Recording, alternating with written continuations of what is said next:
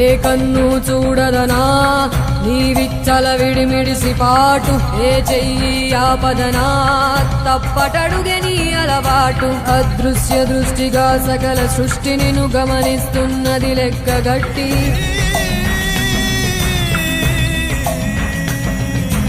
ఎంత బతుకు నీదెంత బతుకువో గుప్పెడు మెతుకుల కడుపు కొరకు ఎన్నాటలు వేటలు అవసరమా మనుజా మనుజా.